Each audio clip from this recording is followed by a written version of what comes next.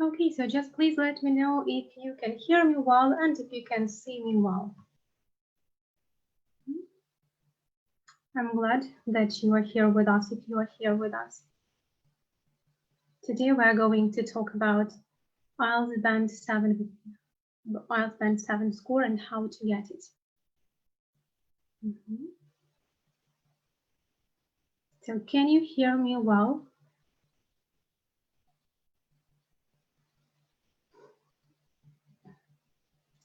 Let me know if you can.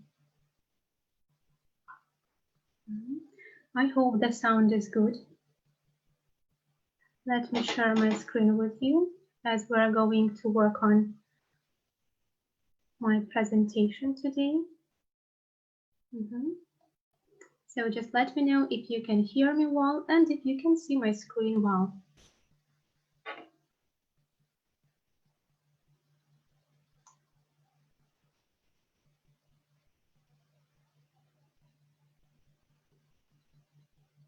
Well, I hope that you do.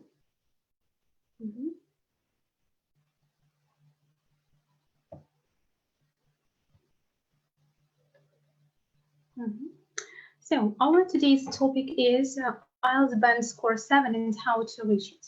Actually, first of all, I'd like to say a few words about how our today's live stream is going to be organized.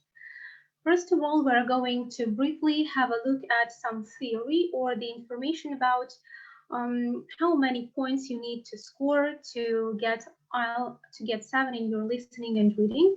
And we are also going to briefly have a look at all the requirements which you need to meet if you want to get Band 7 in writing and speaking also. After that, we're going to have a look at some vocabulary and complex grammatical structures, which would probably help you head for that score and eventually get it. So let us start. Who is a Band 7 user? A Band 7 user is a good user. He has or she has an operational command of the language with occasional inaccuracies, inappropriate words, and misunderstandings in some situations. Generally, the person handles complex language well and understands detailed reasoning. Is that about you? I hope it is. Well, concerning IELTS listening, you are very likely to score and you're bound to score 7 if you give 31 right answers. As for reading, you will get 7 in IELTS general reading if you give 34 to 35 right answers. And you will get score 7 in IELTS academic reading if you give 32 right answers. As you probably know, IELTS academic is of course more complicated than IELTS general, which is why the requirements are a little stricter. That is practically all I can tell you about reading and listening, and I just don't want to repeat the information. The thing is that in order to get a high score just to get any score in reading and listening, you just need to know how to complete these tasks. So listening and reading in IELTS have a number of different tasks. And if you want to be successful at them, you need to know some rules and strategies to follow. But the thing is that our teachers, the teachers of our school, have already looked at them in the previous live streamings. So if you are still struggling with any of the tasks, I would suggest that you just go to our YouTube channel or to our group in Facebook and watch the previous videos we have on reading and listening. Okay, then for us not to waste our time, let us have a look at some requirements that you need to meet if you want to get IELTS to get 7 in IELTS writing task 1. So as you should know that IELTS writing is assessed according to 4 criteria. Yeah, and these criteria are task achievement, coherence and cohesion, lexical resource, and grammatical range and accuracy. So you will get 7 in task achievement if you cover the requirements of the task. If you present a clear overview of main trends, differences, or stages, if you are taking an academic IELTS, and you will get 7 if you present a clear purpose, with the tone consistent and appropriate if you take a general IELTS. In other words, you write a letter. And you also need to clearly present and highlight key features or bullet points, but probably they could be more extended. When it comes to coherence and cohesion, you should logically organize information and ideas. There should be clear progression throughout the letter or the graph description. You should use a range of cohesive devices appropriately, although there may be some underuse or overuse of them. Concerning lexical resource, you should use a sufficient range of vocabulary to allow some flexibility and precision. You should use less common lexical items with some awareness of style and collocation. It means that if you are ready and if you want to use some less common lexical items, please be sure that you can use them in this particular context, that they fit the context and that they fit the style of the writing. Yeah. And you should also produce occasional, you shouldn't, but you may produce some occasional errors in word choice, in spelling, or maybe word formation.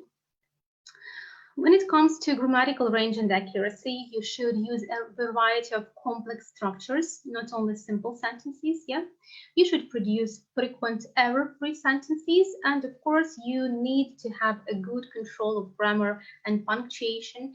But probably you can make a few mistakes, and you will still get band A as long as you follow all these, and you meet all these requirements. Then, when it comes to writing task 2.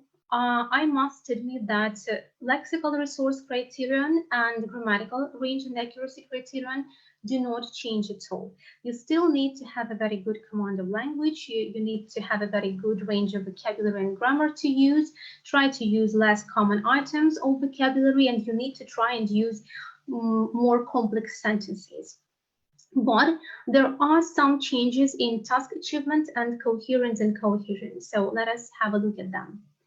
So when it comes to task achievement, you should address all parts of the task. You should present a clear position throughout the response, throughout the essay that you are writing. You should present, extend, and support main ideas. However, there may be a tendency to overgeneralize, and some supporting ideas may lack some focus. In terms of coherence and cohesion, you need to logically organize information and ideas. There should be a clear progression of them throughout the essay. You need to use a range of cohesive devices appropriately, although there may be some over or underuse of them. And of course, you need to have a clear central topic within each paragraph of the essay. When it comes to speaking is assessed according to 4 criteria as well. However, the criteria are a little bit different.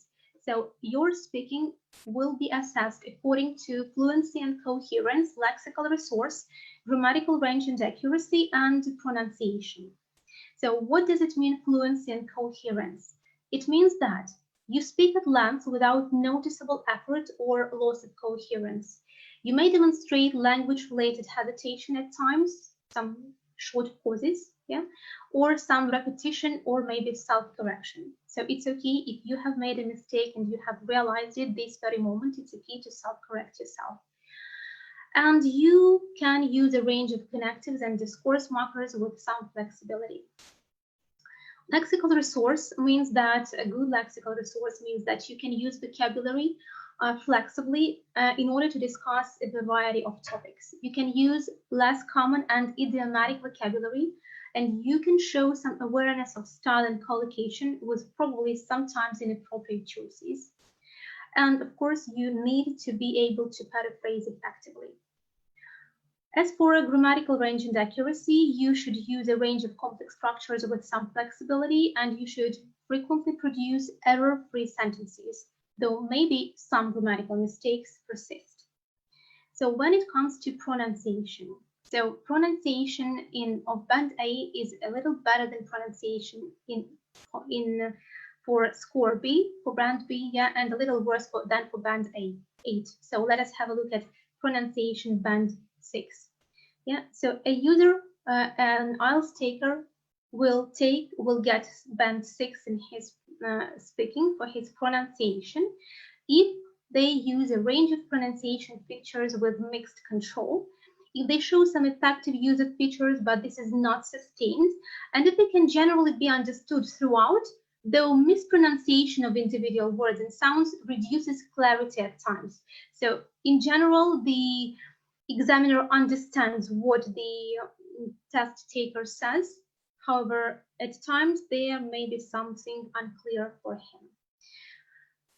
What about pronunciation band 8 essay? So the person who scores 8 at speaking for his pronunciation uses a wide range of pronunciation features. They sustain flexible use of features with only occasional lapses, and it's very easy to understand these people throughout, and their native language accent has very minimal effect on intelligibility. Yeah, so they have a very good pronunciation. There are almost no mistakes in their pronunciation. It's very easy to understand them, and what is more, they have a very good accent. Yeah, a very close accent to the native speakers. So that is it. That is it concerning the descriptors, concerning the requirements that you need to be aware of if you're heading for band 7, because it's very important to know what you are expected of. Yeah, if you know what the examiners are waiting for you to do, to show, to perform, then you are more likely to score band 7 because you know what you need to do. What skills you need to demonstrate. I would like now to move on to some more practical material, and before that, you probably have noticed that I have underlined something in lexical resource and grammatical arrangement accuracy.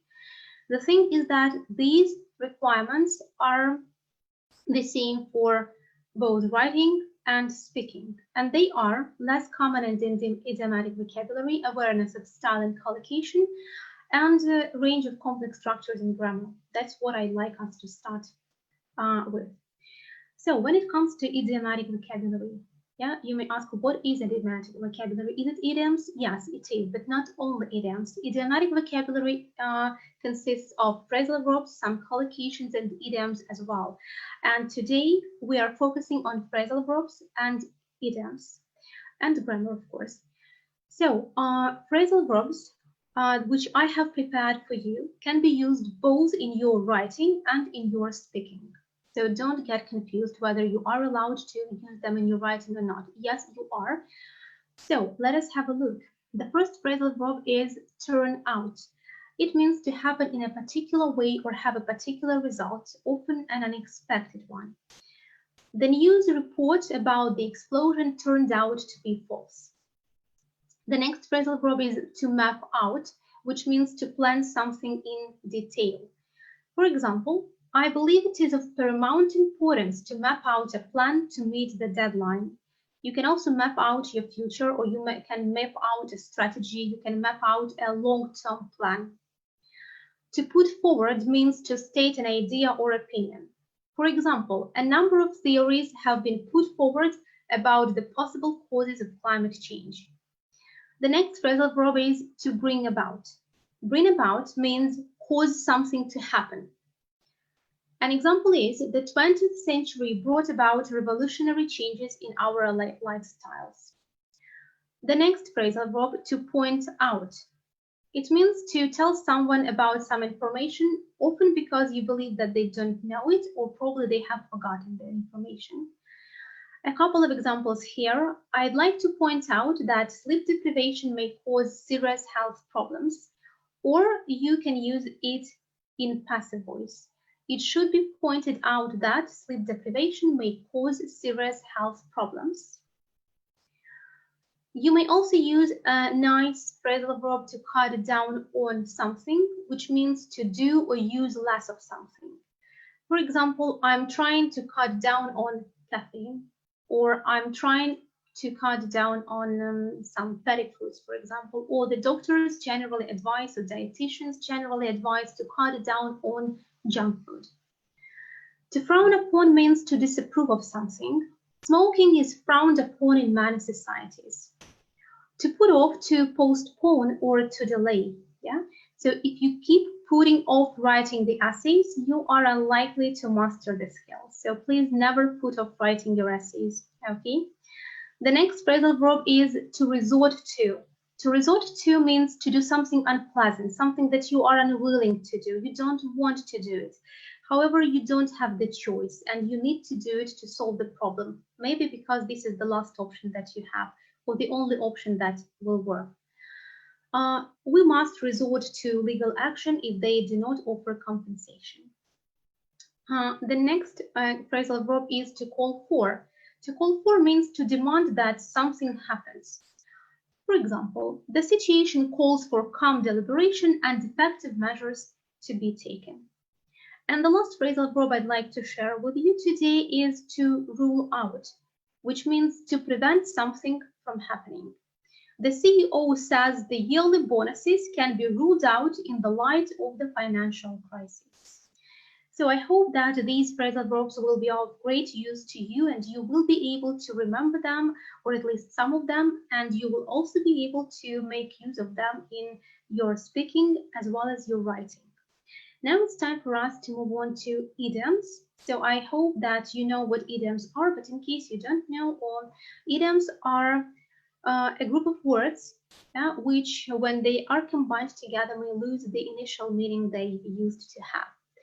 So the first, even before we start looking at the idioms, I would like to point out why is it so important, and I'd like to point out why it is important and why it is mentioned in the criteria that you should know the idiomatic vocabulary if you're heading for a score 7. The thing is that idioms are a natural part of everyday language. So people who are native speakers of English, they keep using both phrasal verbs and idioms all the time. So if you want to contribute to your sounding naturally, then of course you have to use both phrasal verbs and idioms as much as possible. Although I probably should point it out that not all idioms are allowed to be used in your writing, unless it is your letter to a friend, because not all idioms are formal. The majority of them are informal, thus they cannot be used in your formal writing. I mean, some formal letters or maybe your idioms, maybe your essays, I'm sorry. Yeah, so be careful with that. And so my suggestion is that you try to use them in your speaking mostly. So the first idioms are on cloud 9 or over the moon, which mean that you are extremely happy and excited. For example, I was on cloud 9 when I got a promotion. The next one, let's turn to something to the opposite, to feel down on in the dumps, or to be down in the dumps. It means to be or to feel unhappy. She's down in the dumps because she has failed one of her exams. Let's hope it never happens to you. The next idiom is the sky is the limit. It means that there is no limit and you can achieve whatever you want. For example, you may say the sky is the limit, work hard and you will successfully climb the career ladder. Next one is a piece of cake. If something is a piece of cake, it's very easy to complete. Getting band 7 in the IELTS speaking test was a piece of cake for him. And I wish I hope that it will be a piece of cake for you as well. Not be somebody's cup of tea means that it's not the thing that you like doing, or you're absolutely not interested in doing it. Then you may say, I never present my brother with books, as reading is not his cup of tea, or I never go to the opera theater, as ballet is not my cup of tea. Another idiom is to be cut out for something or to be cut out to do something. It means that you are the right type of person for something or to do something. I'm not cut out for an office job.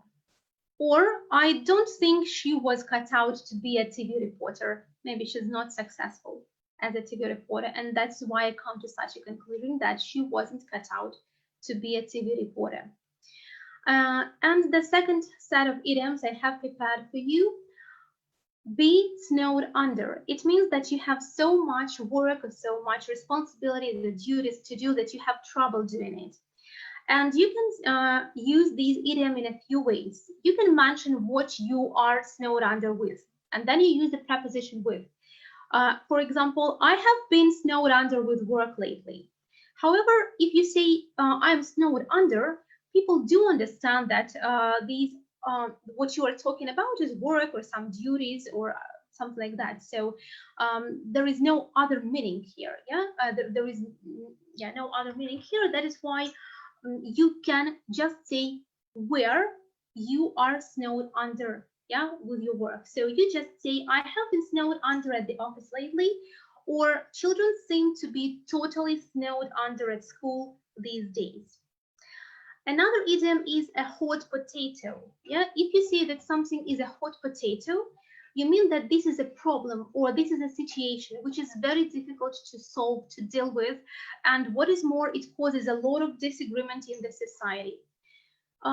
An example is the abortion issue is a hot potato in many countries. Another idiom is a thing of the past. If you say that something is a thing of the past, you mean that it is old-fashioned and it doesn't happen any longer. Cheap computers and phone calls will make commuting to work a thing of the past. Save money or just save for a rainy day or save money for a rainy day means that you save money for a time when it might be needed unexpectedly. And I think we do have the same idiom in Russian as well, The fact is, people will feel insecure about their future and feel the need to save for a rainy day. Go with the flow is another idiom. It means that you do what other people are doing, you agree with their opinions, with their beliefs, and you completely adopt the situation because this is the easiest thing you can do. He can do nothing about the problem, so he will have to go with the flow. Плыть по течению. In Russian, we say плыть по течению. And the last idiom for today is rose-colored or rose-tinted glasses. In American English, it would be spectacles. So it means that if you look through or you look at something through rose-colored glasses, it means that you see only the pleasant things about the situation and you ignore or you simply do not notice anything negative that is going on.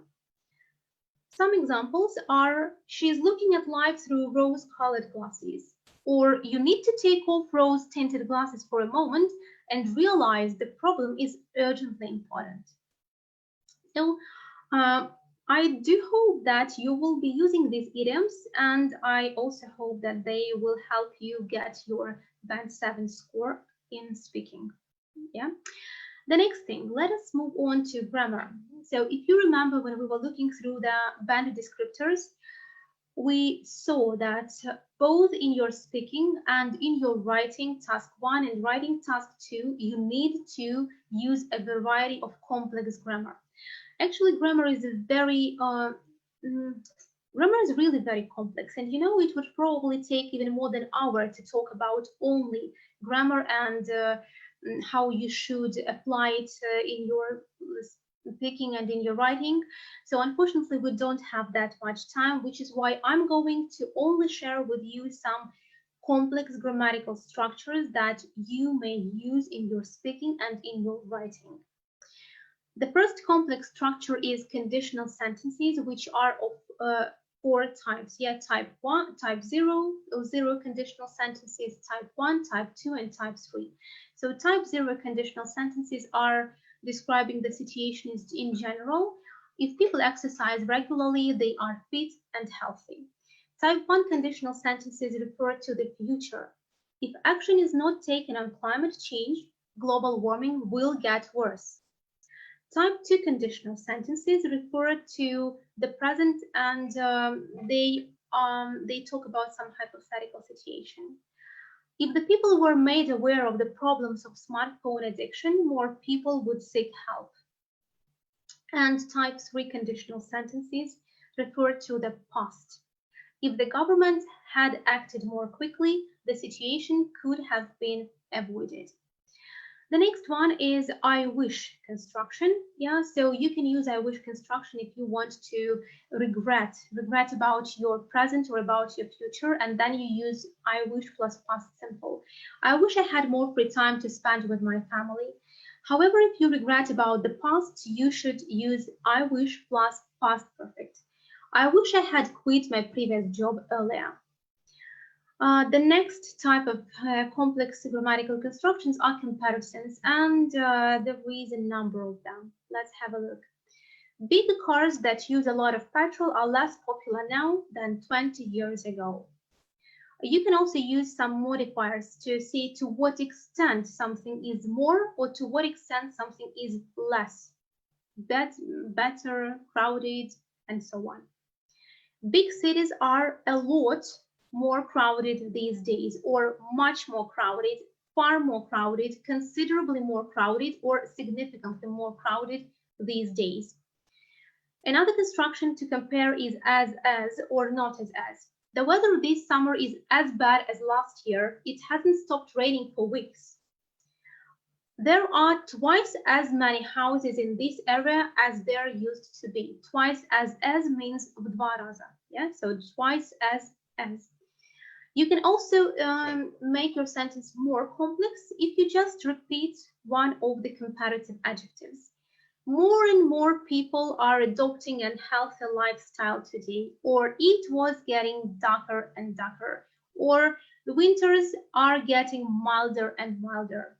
Yeah, and one of the favorite comparative constructions of mine is the construction, which can be really applied in absolutely any context, no matter what kind of topic you are discussing. We have checked this with a few of my students, so I mean with my students of a few marathon groups, so be sure that it's absolutely possible to use this construction to discuss no matter what topic it is.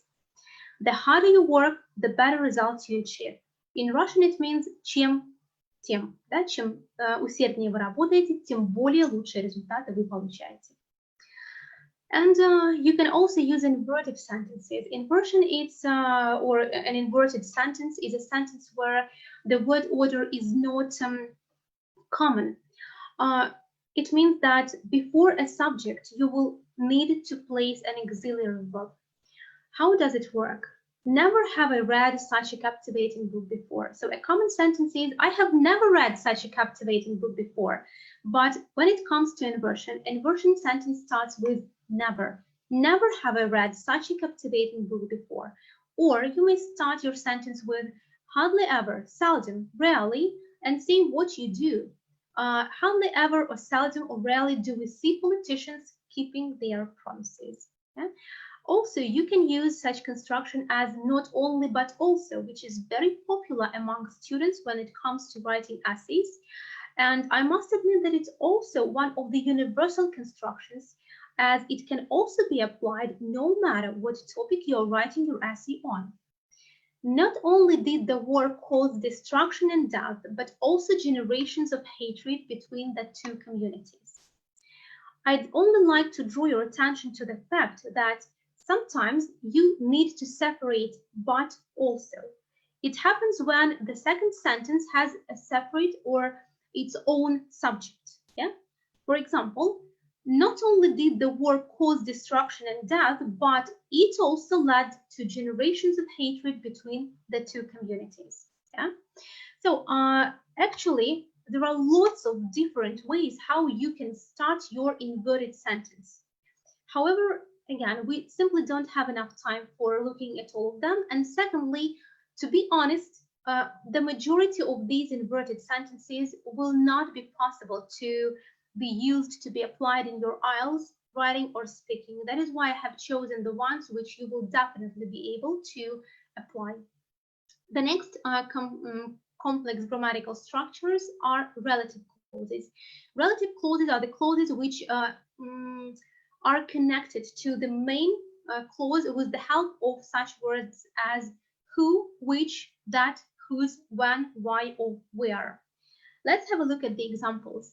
Obesity, which can result in many serious diseases, is a huge problem in the world today. Or people prefer to shop online where they can find everything they need without having to leave the comfort of their sofa. So this sentence, where they can find everything they need without having to leave the comfort of their sofa, is an additional sentence. It provides some additional information. And of course, you could write two simple sentences like, people prefer to shop online, they can find everything they need there, and they can find everything they need there. But in this way, the sentence would be much simpler. Another example, I live in London, which has some fantastic parks. Or the street where we used to play is very busy now. So I would also like to point out that relative clauses are divided into two parts. Yeah, like defining relative clauses and non-defining relative clauses. So you should pay more attention to studying them, because punctuation depends on what kind of clause it is. So before making use of them, study what kind of relative clauses are and how punctuation should be used.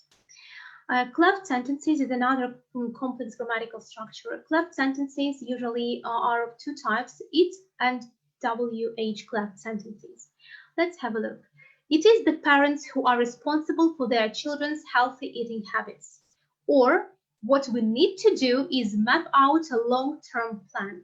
So we use cleft sentences to emphasize. Yeah? Именно родители, это родители, именно родители те, кто должны быть ответственными за.